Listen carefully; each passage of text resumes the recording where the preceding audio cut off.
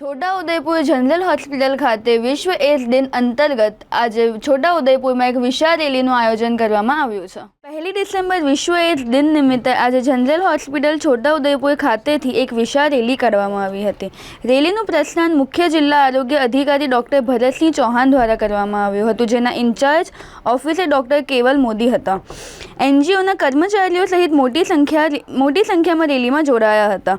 Rally general hospital Chhota Udepur ખાતેથી નીકળી છોટાઉદેપુર નગરમાં મુખ્ય માર્ગો પર ફરી જિલ્લા ક્ષય કેન્દ્ર છોટાઉદેપુર ખાતે સભામાં ફેરવાઈ હતી, જ્યાં મુખ્ય જિલ્લા આરોગ્ય અધિકારી એમ ચૌહાણે HIV એઇડ્સ વિશે સ્ક્રીનિંગ, અટકાયતી પગલાં અને HIV ગ્રસ્ત વ્યક્તિની સારવાર વિશે જાણકારી આપી હતી। આજે વિશ્વ એઇડ્સ દિવસ 1 ડિસેમ્બર 2024 અંતર્ગત છોટાઉદેપુર ખાતે જિલ્લાની હોસ્પિટલ ખાતે જનરલ હોસ્પિટલ ખાતે આજે એક રેલીનું આયોજન કર્યું છે, જેથી વધુમાં વધુ લોકો સુધી આપણે એઇડ્સના રોગ વિશે અને એના લક્ષણો વિશે માહિતી પહોંચાડી શકીએ।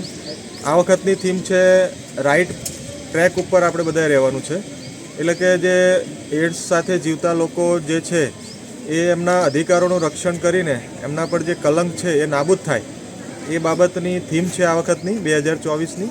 એ અંતર્ગત સરકારશ્રી તરફથી આદેશ થઈ આવતા, જીસેક સોસાયટી તરફથી આદેશ થઈ આવતા આજે જનરલ હોસ્પિટલ ખાતે અધિક્ષકશ્રી તથા આરોગ્ય શાખા જિલ્લા પંચાયત તરફથી આ રેલીનું આયોજન કરવામાં આવ્યું છે, જેમાં નર્સિંગ સ્ટાફના સ્ટુડન્ટ્સ, નર્સિંગ કોલેજના સ્ટુડન્ટ્સ, ICTCનો સ્ટાફ, TB વિભાગનો સ્ટાફ અને ખૂબ મોટી સંખ્યામાં લોકો પણ અહીં જોડાયા છે।